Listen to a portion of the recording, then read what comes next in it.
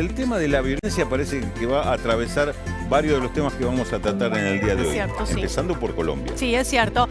Bueno, una situación en Colombia que qué lejos quedó esa imagen, ¿te acordás de la firma en la ceremonia del 2016 donde firmaron ese acuerdo de la paz? En Colombia que lo que estamos viendo años más tarde es que los efectos de la violencia siguen vigentes en el territorio colombiano y así lo dijo un informe del Alto Comisionado de Derechos Humanos de la ONU que dio a conocer la inmensa cantidad de casos que todavía siguen siendo víctimas de esta situación también y de la, después lo vamos a analizar, ¿no? Pero de la ausencia del Estado en territorios claves de ese país. Tal cual, y justamente la presentación de este informe a las Naciones Unidas, la situación que describe y la demanda al gobierno de Iván Duque para que se cumplan los compromisos que tienen que ver con este acuerdo de paz del año 2016, están reflejados en este informe que vamos a compartir, después lo comentamos.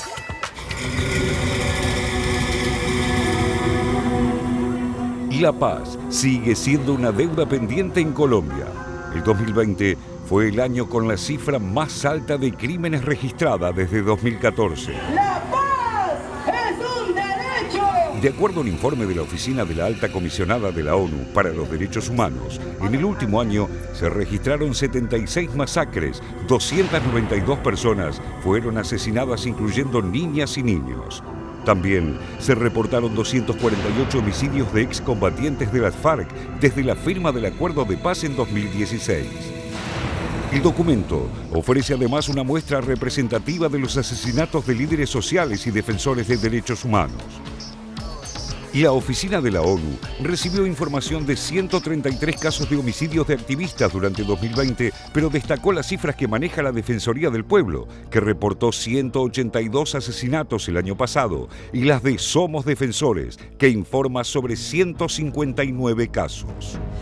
UN High Commissioner for Human Rights Michelle Bachelet on Tuesday condemned the heightened violence being carried out by non-state armed groups, criminal groups, and other armed elements in Colombia, targeting peasants, indigenous, and Afro-Colombian people, and called on the state authorities to take concrete actions to effectively protect the population.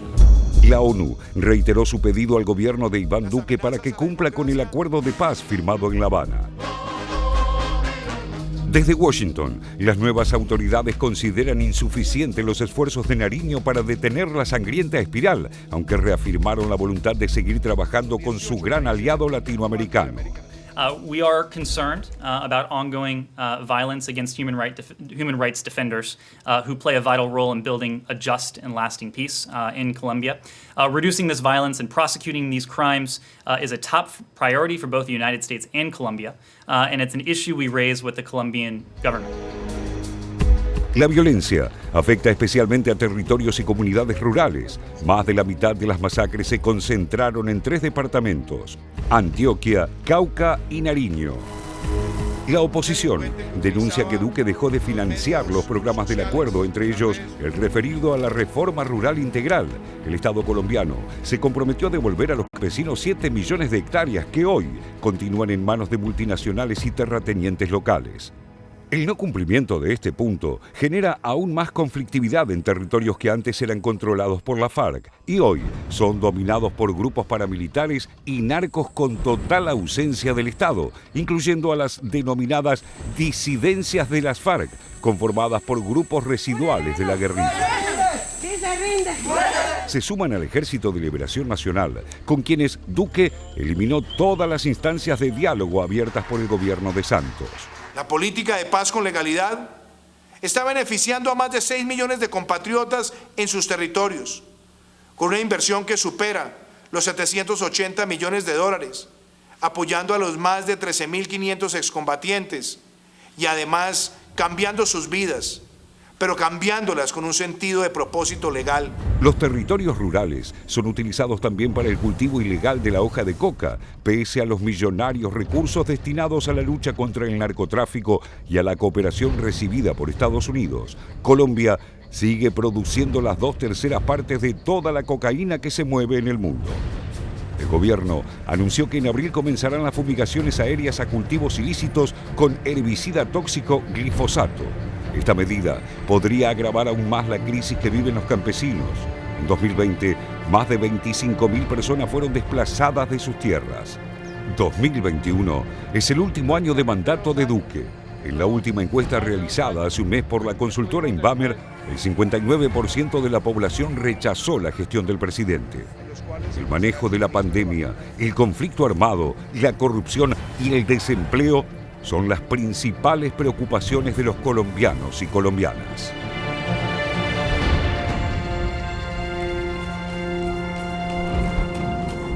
Lo veíamos recién en el informe, estamos hablando de la tasa de homicidios más alta, de masacres, concretamente más alta en Colombia desde el año 2014. Y si nos referimos a la tasa de homicidios, vemos que se calcula que hay 24 personas que mueren asesinadas en Colombia cada 100.000 habitantes. Para tener una comparación con el caso argentino, en Argentina tenemos 5 cada 100.000, en Colombia 24 cada 100.000. Y si vamos a las distintas zonas de Colombia, vemos cómo ese porcentaje se duplica. De hecho, hay que identificar la zona del Pacífico de Colombia, sobre todo la región del Cauca, de Nariño también y de Chocó, donde ahí pasamos a 55 homicidios en promedio cada 100.000 habitantes. Una cifra realmente abrumadora y que, bueno, pone en escena la difícil situación que vive Colombia, ¿no? Sí, además homicidios muy violentos. Sí. Esta también es una diferenciación porque son masacres que se realizan fundamentalmente con población campesina, población indígena. Acá estamos viendo algunos de los casos que se produjeron solamente este año y desde el enero, febrero y solamente los que están certificados, porque se habla de 21 homicidios ya al 22 de febrero. Algunos organismos están planteando ese tema. Es la zona del Pacífico y la zona andina fundamentalmente donde están estas poblaciones y que tienen que ver obviamente con el origen del problema, que fue la lucha contra la guerrilla de la FARC, el proceso de paz, el acuerdo de paz y el compromiso que tenía el gobierno de habilitar 7 millones de hectáreas para que los campesinos que vivían en esa zona se reinsertaran laboralmente. No se cumplió esto. No está eso. Ni siquiera se arrancó con el tema con lo cual esos campesinos hoy son parias que están dependiendo de las luchas entre grupos armados paramilitares y grupos de narcotraficantes que a veces pelean entre sí, a veces se ponen de acuerdo para atacar un tercero, como pueden ser las células sobrevivientes de la FARC, pero es un poco lo que genera ese clima de violencia permanente que se da en esta región. Rulo, si uno analiza brevemente, encuentra un patrón en esta cantidad de líderes sociales asesinados. Uno de los casos es, por ejemplo, la fuerte presencia de líderes indígenas, y ahí hay que entender que el 21% de los líderes sociales son indígenas, así que tienen también una impronta importante. La mayoría de ellos, de hecho, los vemos acá en esta también, digamos, selección, podríamos decir, de personas que murieron en el último tiempo. Vemos que también la mayoría son varones, solo el 9% de las mujeres de los asesinados son mujeres, y también vemos también la fuerte impronta rural, y ahí es lo que mencionabas vos recién, es también una disputa por el territorio, por la tierra, y también vinculado, por supuesto, a la producción de cocaína. Recordemos que Colombia produce 2/3 de la producción de la cocaína a nivel mundial, y es por eso que vemos este incremento también de la violencia o la falta de contención por parte del Estado y presencia del Estado para garantizar la vida de los propios ciudadanos que viven ahí. Y ahí mencionabas la ausencia del Estado, y acá hay un punto que es muy importante en todo esto, porque en realidad no es que el Estado no tenga recursos ni haya utilizado recursos en esto. La semana pasada hablamos de la incidencia de Estados Unidos, que puede cambiar Estados Unidos en cuanto a su relación a América Latina, y marcábamos como un punto el tema de Colombia, el aliado predilecto de Estados Unidos dentro de América del Sur, Colombia, histórico, y un plan Colombia que arrancó en el año 1999, firmado por Andrés Pastrana con Bill Clinton, por el cual hubo una cantidad inmensa de recursos que volcó Estados Unidos a tratar de lograr la pacificación y el desarrollo de Colombia, que en su gran mayoría, el 70% de esos recursos fueron destinados a armamentos y en general gastos en defensa. Se triplicó el gasto en defensa que tenía Colombia, casi cuadruplicó la cantidad de tropas regulares, es decir, soldados profesionales, de poco más de 20.000 a casi 80.000, y todo esto para tratar de generar un control del terreno, que en definitiva muchas de estas armas terminan en manos de estos grupos paramilitares, con lo cual también acá hay una complicidad o por lo menos parte de la responsabilidad de Estados Unidos con esta política que se ha desarrollado. Si te parece, Rulo, podemos ver cuáles son esos grupos insurgentes también que siguen operando en Colombia. Digo, cuando hablamos de la violencia, estamos hablando también de, digamos, quienes avanzan con eso, en este caso el Ejército de Liberación Nacional, el ELN, que sigue operando en Colombia, que tiene actualmente unos 5.000 miembros. Tenemos también el tema de las disidencias, o las llamadas disidencias de la FARC, que se calculan en 4.600 miembros, 2.600 guerrilleros y 2.000 pertenecientes a las redes clandestinas de apoyo. Si hablamos de violencia, también tenemos que hablar, hay muchísimas denuncias vinculadas también al abuso de la fuerza institucional, me refiero al ejército y a la policía, que también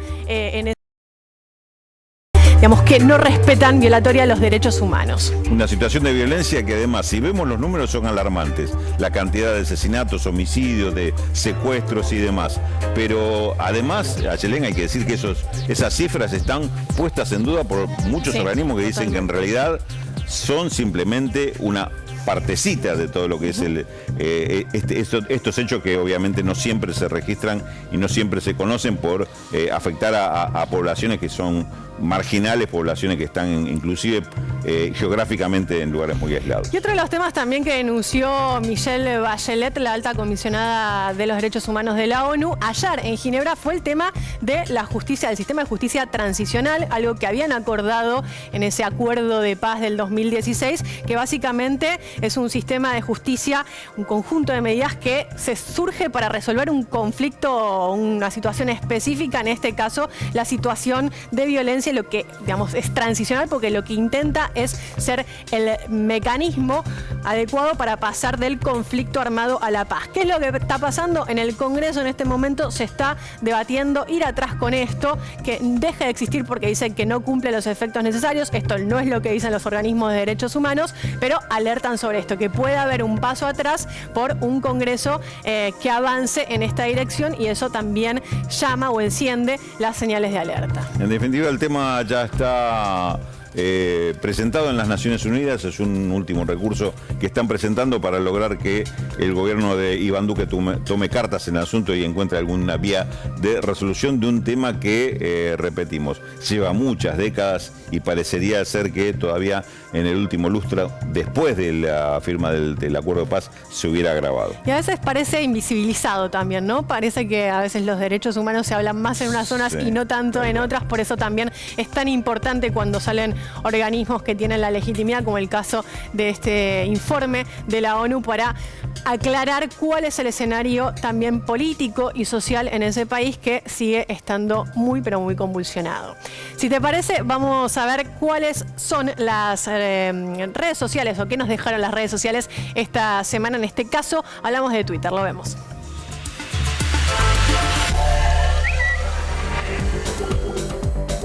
En este caso, Jeppe Kofod, canciller de Dinamarca, publicaba hace 22 horas. El embajador de Myanmar ante la ONU pidió valientemente hoy al mundo que condene con energía el golpe en su país. Dinamarca saluda su coraje y apoya firmemente al pueblo de Myanmar en su lucha por volver a la democracia.